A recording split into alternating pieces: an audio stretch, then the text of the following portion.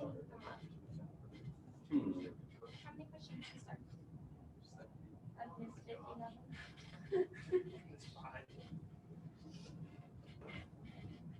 Oh, yes. Okay, good. I thought I was going to have to troubleshoot the audio. Okay, one quick announcement before we get started. I know a lot of people have been asking me if I'm participating in the Biology Club food drive for extra credit. I am. I may have forgotten to post the flyer on eCampus. If I forgot to do it for this class, I'll do it a little bit later. But I really don't know much about how to participate this semester because things have been changed due to COVID. But I'll double check when I get back to the office. If I haven't already posted that flyer, I will. And you will be able to participate for extra credit. Excuse me. I think that's about it. Still working on your tests. I just finished grading the test that I gave Friday last night. Your tests are mostly graded except for some of the bonus questions and the essay question. So I'll be getting, that's going to take next priority. And then of course the test I gave Tuesday, I haven't touched yet, but I'll have to get to that next. All right, let's get back to glycolysis. So we left off on Wednesday. We had just started talking about glycolysis. Actually, we got to about step 9. I want to just go through all the steps again and point out some of the important things. Again, if you go back to homework module number 1, where I posted the Anki deck to learn the amino acids, there's also an Anki deck for glycolysis. So you might want to start going through that. And basically what I want you to know for each of the 10 steps in glycolysis is, substrate, enzyme, product, and then anything important about that step. And that's just the kind of stuff I'm going to go just briefly recap as we go over glycolysis again. So starting with step 1, step 1 is catalyzed by the enzyme hexokinase, and it phosphorylates glucose to glucose 6-phosphate. Couple important things about this step. First of all, it's the first energy investment step. Remember, there's 2 energy investment steps in glucose. We invest 2 ATP, then we get 4 ATP back for a net gain of 2 ATP. So this is the first energy investment step. Another important thing, like it says on the slide, is that this traps the glucose in the cell. So glucose, of course, now remember when we talk about uniporters, they can work in either direction depending on the concentration, right? Well, let me think. So the protein that actually transports glucose into the cell is a CHEM porter. But remember with CHEM porters, it's just concentration dependent. There's no, it's not active transport. So when we phosphorylate the glucose, now we've got this great big negatively charged functional group on it. It's no longer recognized by the transport proteins, and that traps the glucose inside the cell. Okay. Third, another important thing I failed to mention on Monday is this is the first of 2 key regulatory steps in glycolysis. So you might recall when we talked about feedback inhibition, one good example of feedback inhibition was ATCase. So ATCase is the first enzyme in a 10-step pathway in the synthesis of pyrimidines, but it's inhibited by CTP. So it's inhibited by one of the products. Whenever we have a feedback inhibition, it's going to be one of the enzymes. It's going to be either the first enzyme or one of the enzymes very early in the pathway that's going to be downregulated by feedback inhibition. Okay, so another important point about step 1, this is one of the key regulatory steps.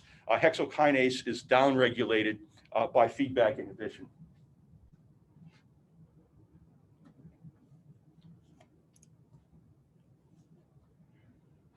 Okay, the second step of glycolysis is conversion of glucose 6-phosphate to fructose 6-phosphate by the enzyme phosphoglucose isomerase.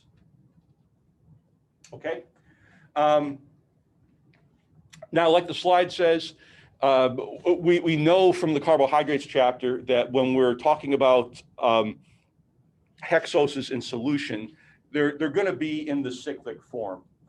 So we have to go through the open chain form and back to the cyclic form in order for phosphoglucose isomerase to change glucose 6-phosphate to its isomer fructose 6-phosphate. Okay. That's about it. So all you really have to remember for this step is that it's catalyzed by a class of enzyme called an isomerase, specifically phosphoglucose isomerase, and its substrate here, of course, is glucose 6-phosphate product of fructose 6-phosphate.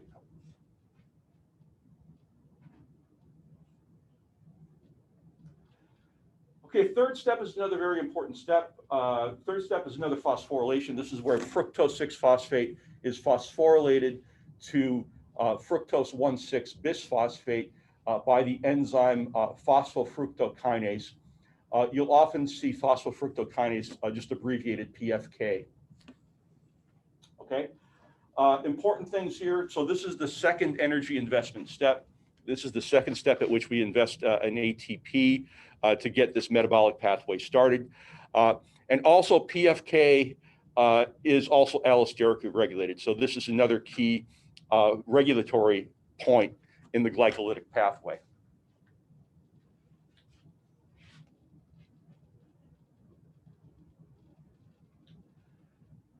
Okay, so the next step is catalyzed by enzyme aldolase. So aldolase is going to break fructose 1,6-bisphosphate down into two trioses.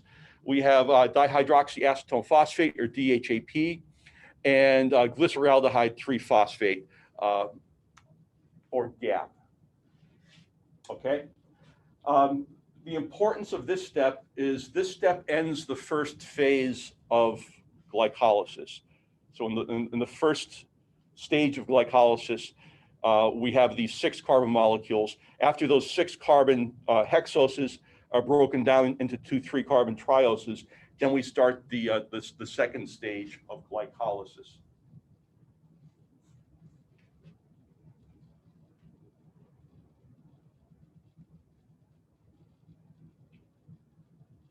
Okay, so fourth step.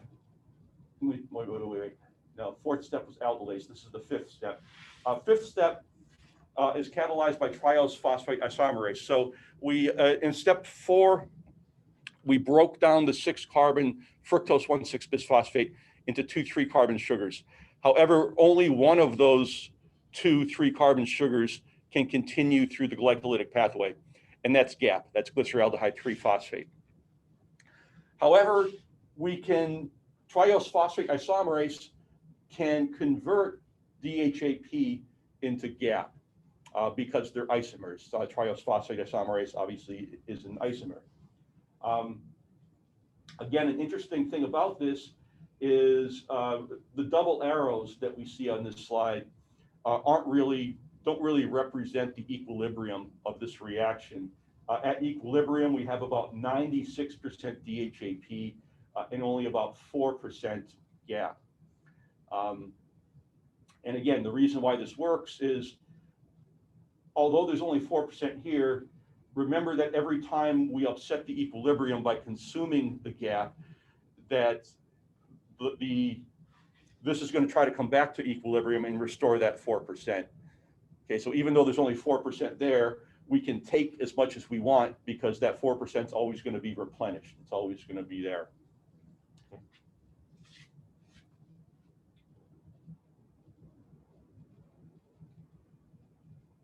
Okay, step 6. Step 6 is catalyzed by glyceraldehyde 3-phosphate dehydrogenase. This is often abbreviated GAPDH. GAPDH is, as far as the enzymes go, GAPDH is a pretty interesting enzyme. So the enzyme glyceraldehyde 3-phosphate dehydrogenase, or GAPDH, converts the GAP to 1,3-bisphosphoglycerate. This creates a phosphate with a high energy bond for an NAD for oxidative phosphorylation. So remember, all of these NADs that are reduced to NADH are going to be very important in stage 3 of aerobic respiration, because they're going to give up their high energy electrons to the electron transport chain. And that's going to, of course, that's going to lead to a whole lot more ATP production through chemiosmotic coupling. All right. Now here we have a phosphorylation. Most of the phosphorylations we talked about in this course, particularly when we talked about reversible covalent modification, ATP was the donor, right? So we hydrolyzed one of the high energy phosphoanhydride bonds in ATP and used the gamma phosphate of ATP as the donor phosphate. The reason that GAPDH can do this is because we're actually looking at 2 coupled reactions. There's a very exergonic, a very thermodynamically favorable oxidation of glyceraldehyde 3-phosphate to a carboxylic acid. Okay, that has a very positive delta G. Now, a phosphorylation has a very negative delta G.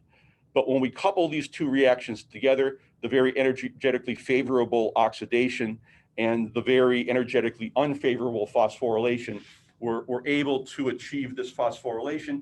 And also, we create a very high energy bond here, okay, which is going to be important in the next step.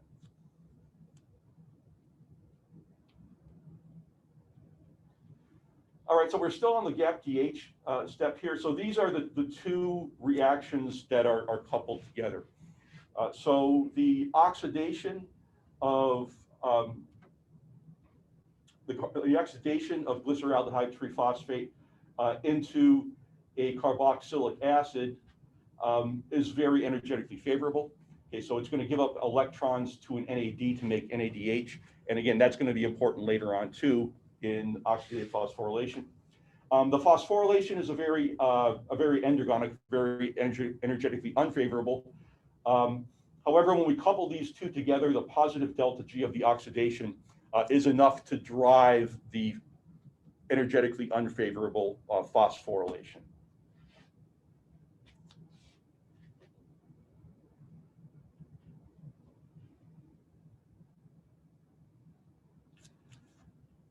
Okay, so the next step, pardon me, is catalyzed by the enzyme phosphoglycerate kinase.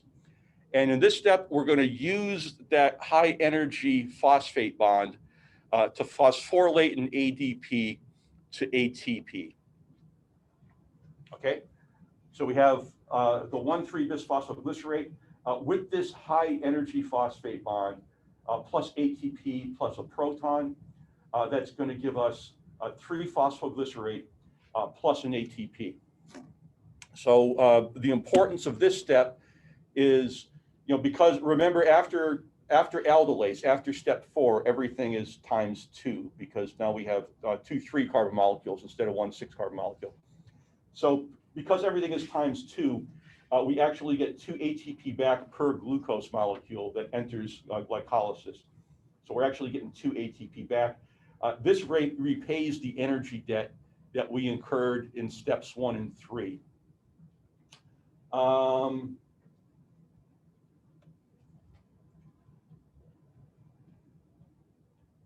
think that's about it. Okay, so again, I don't know if anybody's looked over the Anki cards yet. So substrate 1,3-bisphosphoglycerate, enzyme phosphoglycerate kinase product, 3-phosphoglycerate and ATP.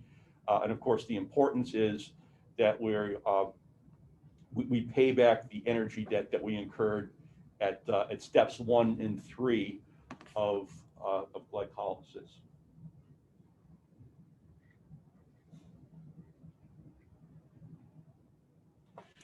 Okay, so I think this is about where we ended on either this or the next step. I believe this is step 8. We might have ended around step 8 or step 9. So next, the enzyme phosphoglycerate mutase moves the phosphate group of 3-phosphoglycerate from carbon 3 to carbon 2, making 2-phosphoglycerate. All right, so a mutase is a class of enzymes kind of similar to an isomerase in a way, except instead of moving all of the atoms around to make an isomer, or it only moves phosphate groups. So phosphoglycerate mutase takes the phosphate group from 3-phosphoglycerate, just moves it to carbon 2 to make 2-phosphoglycerate. We've got step 9 here as well. So the enzyme enolase dehydrates 2-phosphoglycerate to phosphoenolpyruvate, or PEP, or PEP is also commonly known as. And after this dehydration, we get another high energy phosphate bond. Okay, this one, I think this one is even more higher energy than the last one. It's got something crazy like a delta G of -14, which is extremely, more than enough than we need in order to phosphorylate an ADP to ATP. Okay, so the importances so step 8, again, not much going on here. We start with 3-phosphoglycerate as a substrate. We get 2-phosphoglycerate as a product, and the enzyme phosphoglycerate mutase simply moves the phosphate from carbon 3 to carbon 2. Enolase, we have a dehydration. The important thing here is that dehydration creates that high energy phosphate bond that, again, we can use to make ATP by substrate level phosphorylation. Okay, and actually step 10 is here as well. So here, actually the slide's still talking about step 9. So again, the high energy phosphate group is used to generate ATP by substrate level phosphorylation, resulting in a net gain of 2 ATP and 2 pyruvate molecules as a final product. So here we have, so this is step 10. The substrate of step 10 is phosphoenolpyruvate plus an ADP as well. We're going to need an ATP to phosphorylate it to ATP. This is catalyzed by pyruvate kinase, and the products that we get are ATP and pyruvate. So obviously the importance of this step is that we make 2 more ATP by substrate level phosphorylation, and that gives us a net gain of 2 ATP for each glucose that enters glycolysis.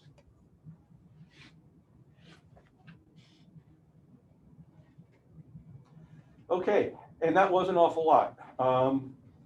Any questions on glycolysis before I switch PowerPoints? Okay. Again, don't forget that the Anki deck that I posted with the amino acids also had glycolysis cards in there.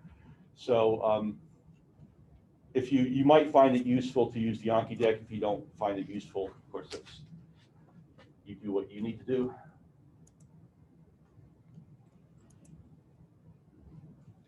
Let me just.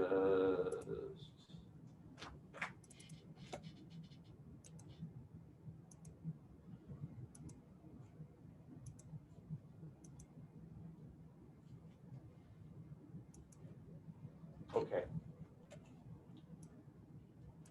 So let's continue.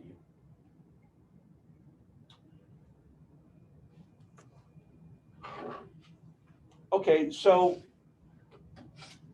when I was talking about glycolysis before, I was referring to it as the first step in aerobic respiration, which is true. However, this is important. Glycolysis is an important metabolic pathway for organisms that don't do aerobic respiration as well. NAD is an important coenzyme for metabolism, and is available in limited amounts to the cell. NADH must be recycled to NAD and reused. This can happen in 3 ways. So you notice that there were, let me think. So at GAPDH, where we couple the high energy oxidation to the energetically unfavorable phosphorylation, in oxidizing the oxidation the, sorry, I lost my train of thought for just a second. During that oxidation, electrons are given up to NAD. Okay, and this reduces NAD to NADH. Now, NAD is available in limited amounts in the cell, so we need to recycle that back to NAD. So NADH needs to give up its electrons to something else in order to recycle it back to NAD. Three things we can do. We can reduce acetaldehyde to ethanol in a fermentation reaction to recycle NADH back to NAD. This might be a reaction that's familiar to you. So we see this in some bacteria and in yeast as well. Under anaerobic conditions, yeast will use the molecule acetaldehyde as an alternate electron acceptor in order to recycle NADH back to NAD. Okay, this of course makes ethanol. So if you've ever made wine in your basement, or if you've ever tried your hand at brewing beer, the brewer's yeast is underneath the surface of the beer that you're brewing, where there's no oxygen available. So because it's underneath the surface, it's going to do anaerobic respiration. So it's going to use acetaldehyde as an alternate electron acceptor to recycle the NAD in the cell so it can still do glycolysis. Of course, that makes ethanol, and then we can use that, they're going to make either, beer or wine, or even if you're distilling whiskey, whatever. Okay, so that's fermentation. We can reduce acetaldehyde to ethanol to recycle NAD. Another way is reduction of pyruvate to lactic acid. This is also fermentation or anaerobic respiration. And I know that many of you are athletes, and you're probably familiar with this from exercise. When you exercise very intensely, sometimes you're exercising too intensely for your body to get oxygen to your tissues fast enough. Then your muscles switch over from aerobic respiration to anaerobic respiration or fermentation. Okay, so obviously your cells still need to do metabolism, so they need to recycle the limited amount of NAD that's in your cells. If you're exercising too intensely to get oxygen, that means oxygen can't be a final electron acceptor, so you can't recycle the NAD by having the NAD donate its electrons to the electron transport chain. Okay, so your body starts using pyruvate as an alternate electron acceptor. When electrons are given up to pyruvate, that makes lactic acid or lactate. And I'm sure any of you who are into exercise know that when you exercise really intensely, you get a buildup of lactic acid in your muscles. And this is where it comes from. It comes from your body recycling NAD in order to do fermentation or anaerobic respiration. The third way we can recycle the NADH to NAD is by donation of protons and electrons to O2 to make H2O in aerobic respiration. Okay, so this is the third stage of aerobic respiration. It's oxidative phosphorylation. Sometimes it's referred to as the electron transport chain. So at the end of that electron transport chain, oxygen accepts the electrons from the electron transport chain plus 2 protons, and that turns O2 into water. Okay, the NAD giving up its electrons, the NADH giving up its electrons to the electron transport chain recycles that NADH back to NAD.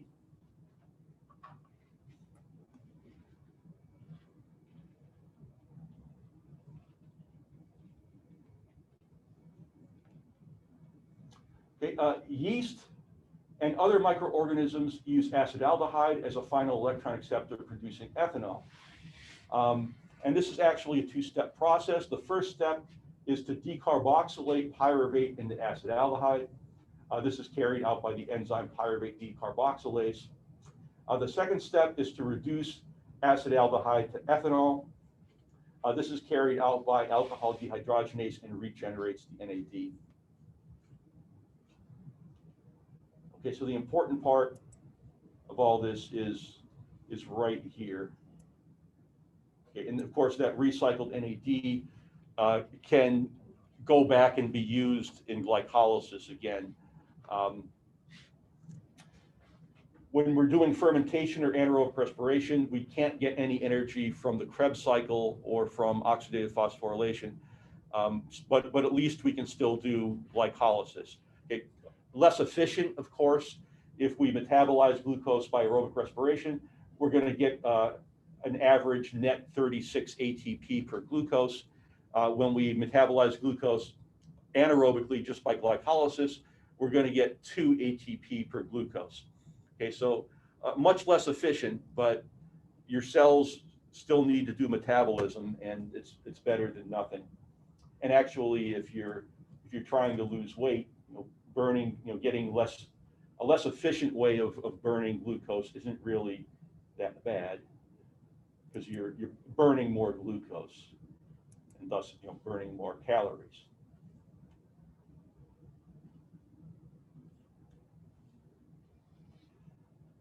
Okay, so pyruvate is used as the final electron acceptor in microorganisms in the skeletal muscle of most animals, producing lactic acid. This is carried out by the enzyme lactate dehydrogenase, which regenerates NAD. Okay, so again, here's the important part here.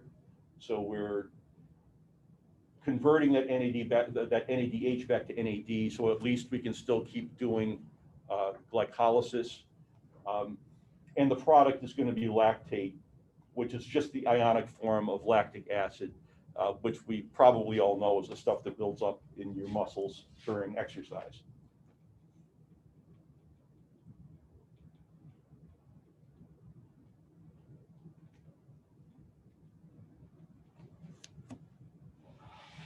Okay, only a small fraction of the energy available from the oxidation of glucose is released by using acetaldehyde or pyruvate as a final electron acceptor in fermentation. Okay, and this is what I was talking about when I mentioned that we get 36, on average, we get a net gain of 36 ATP per glucose when we metabolize glucose by glycolysis. Okay, when we switch over to anaerobic respiration, pardon me, by aerobic respiration, we get 36 ATP per glucose molecule. When we switch over to fermentation or anaerobic respiration, we're just using glucose. We're not using the Krebs cycle. We're not using the electron transport chain. And that means we just get a net gain of 2 ATP per glucose. Much more energy can be extracted aerobically by means of the Krebs cycle and the electron transport chain, and that's aerobic respiration.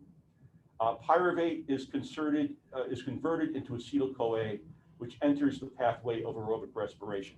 Okay, so now this is if we have sufficient oxygen in order to do aerobic respiration. If we have sufficient oxygen so that it can be used as a final electron acceptor, then the pyruvate is going to be converted into acetyl-CoA, enter the electron transport chain. Okay, that's going to give us more ATP by substrate level phosphorylation. It's also going to give us more NAD reduced to NADH. It's also going to give us some other reduced cofactors, FAD reduced to FADH2. Okay, then when those cofactors give up their high energy electrons to the electron transport chain in stage 3, that's where we can get a whole lot more ATP by chemiosmotic coupling. All right, so it's a whole lot more ATP. This is where we get like a net 36 per glucose molecule.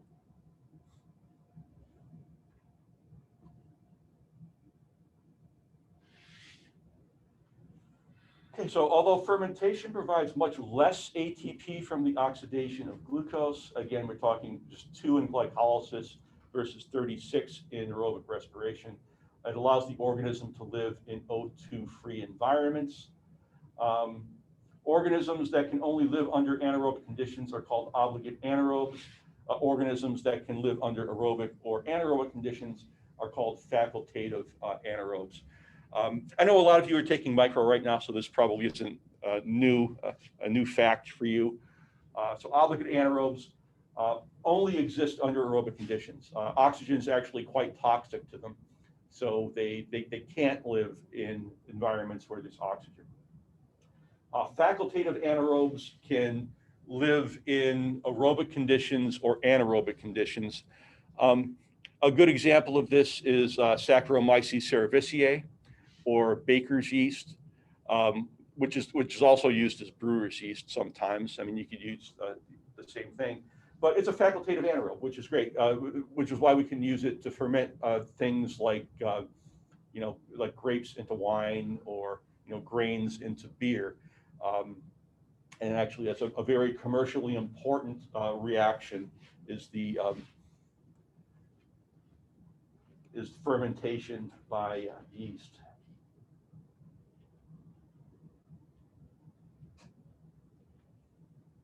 Okay, there are many more possible final products of fermentation than just ethanol and lactic acid. Many of these final products are important in fermented foods. Okay. Again, like I just mentioned on the last slide, the fermentation under anaerobic conditions is a very commercially important reaction. I've just been using fermented alcoholic beverages as an example, but there's a lot more. A lot of foods are fermented. A lot of foods you probably wouldn't think are fermented are actually fermented. For example, a lot of us drink tea or coffee in the morning. Black tea has to be fermented. Okay? Green tea is not fermented. Chocolate, before chocolate can be made into the form that we usually see on the on the shelves in the convenience store, that has to be fermented first. Okay? A lot of meats are fermented, like pepperoni that you have on your pizza.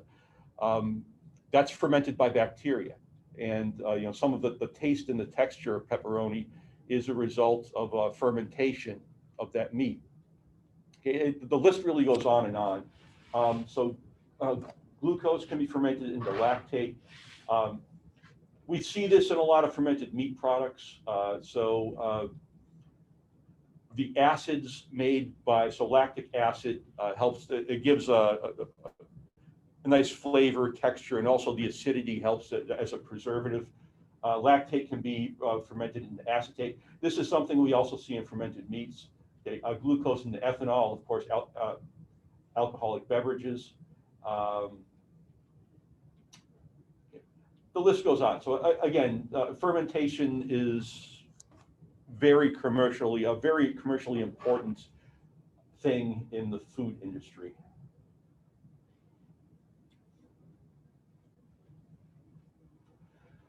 There are no catabolic pathways for metabolizing other sugars such as fructose.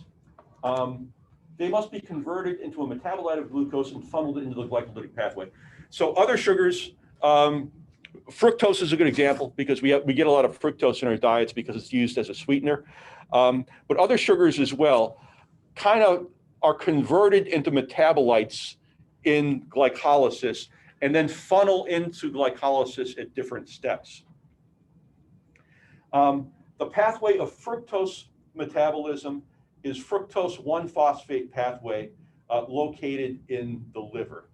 Okay, now this is particularly important. Like I said, fructose is something that's pretty common in our diets because it's used as a sweetener in cold, particularly in cold drinks. You might remember from the carbohydrates chapter that the reason we don't use fructose as a sweetener in hot drinks is because when it exists in the form as fructopyranose with the 6-membered ring, it's an extremely sweet molecule, okay? Even sweeter than sucrose. However, when we put it in a hot beverage, it goes from the 6-membered ring to the 5-membered ring. So it goes from fructopyranose to fructofuranose. Okay? Fructofuranose is actually not very sweet at all, but it is very commonly used in cold beverages. So the pathway, fructose is phosphorylated to fructose 1-phosphate. Then fructose 1-phosphate is broken down into DHAP, dihydroxyacetone phosphate, and GAP. However, this isn't glyceraldehyde 3-phosphate. This is just glyceraldehyde. Okay, so the DHAP then can then enter at step 4 at triose phosphate isomerase and go through the rest of glycolysis. The gap is phosphorylated to glyceraldehyde 3-phosphate. Then it can enter glycolysis at step 5. Okay, now why do people say it's bad to consume fructose? Well, notice that I said that when we metabolize fructose, it enters glycolysis at step 4 and step 5. This bypasses the 2 key regulatory points in glycolysis, step 1 and step 3. So if we consume a lot of fructose, glycolysis is going to proceed in an unregulated manner because the 2 key regulatory steps have been skipped. So what happens? So if glycolysis proceeds in an unregulated manner, we're going to get a buildup of pyruvate. That pyruvate is going to be converted into acetyl-CoA. So we're going to get a buildup of acetyl-CoA.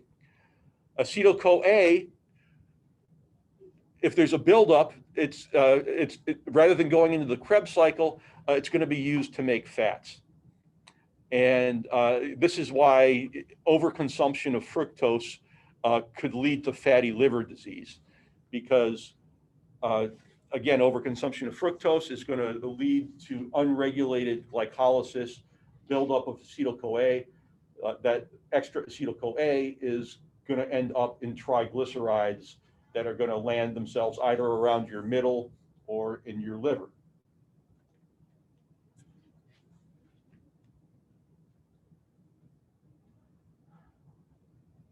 Okay, we got a little bit ahead of the PowerPoint, but first, so going back to fructolysis, or the metabolism of fructose. First, fructose is phosphorylated by the enzyme fructokinase to make fructose 1-phosphate. Fructose 1-phosphate is split into dihydroxyacetone phosphate and glyceraldehyde by fructose 1-phosphate aldolase. DHAP is going to enter at step 4 and be converted into glyceraldehyde 3-phosphate.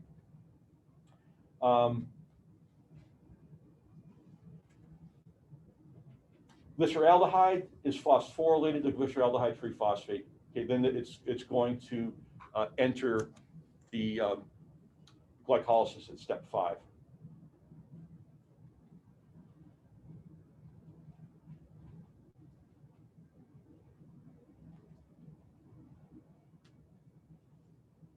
Okay, so again, I got a little ahead of the PowerPoint talking about how excessive consumption of fructose is bad. Let me just read through this quickly because I already went over this material. So excessive consumption of fructose is linked to fatty liver, insulin insensitivity, and obesity. GAP and DHAP entering the glycolysis bypass the main regulatory step of glycolysis, phosphofructokinase. Okay, so again, the 2 major regulatory steps are, we have regulation at step 1, hexokinase, and step 3, PFK. And by bypassing that, again, it's going to lead to a buildup of acetyl-CoA, which is going to be used to make triglycerides.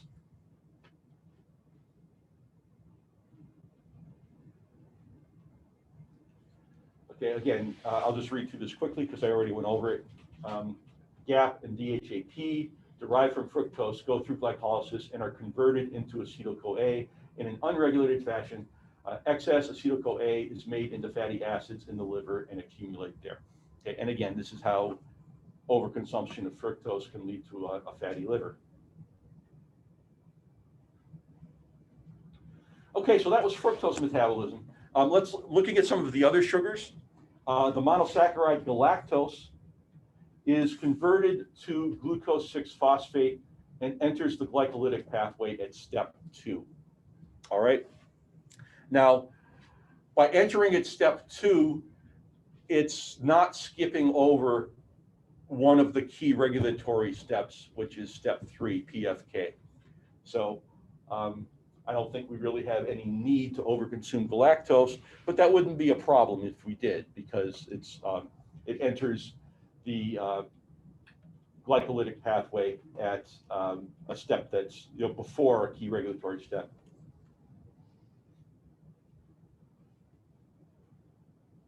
The first step in the conversion of galactose to glucose 6-phosphate is phosphorylation of galactose to galactose 1-phosphate by the enzyme galactokinase.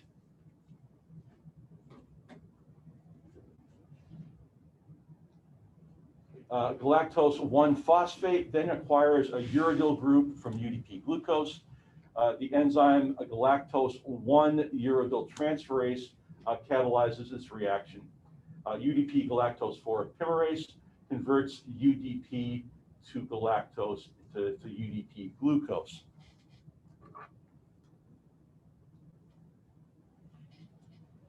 Okay.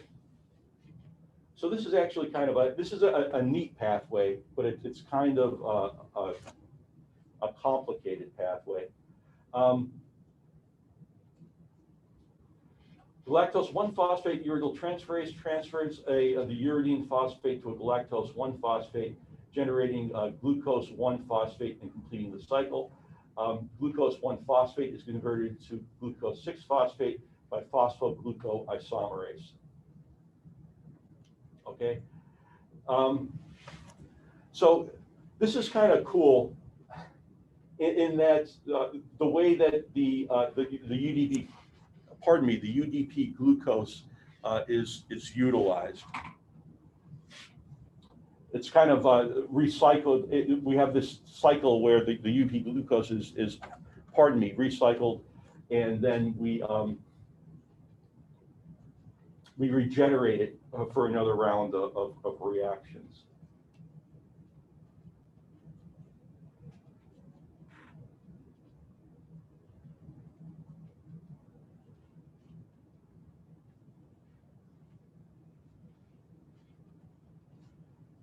Yeah, it's kind of a strange cycle. So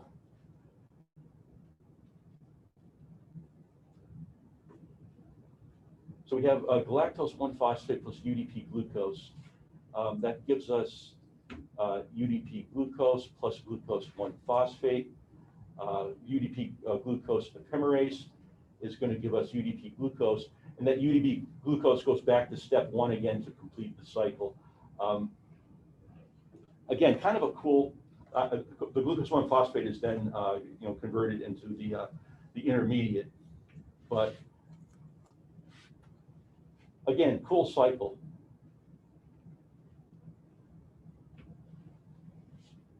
All right, so that takes us to the end of part 2. I think we went over an awful lot of material today, so I'm okay with stopping here and just starting with part 3 on Monday. So why don't we do that? So again, remember, I'll get that flyer up on eCampus from the biology club.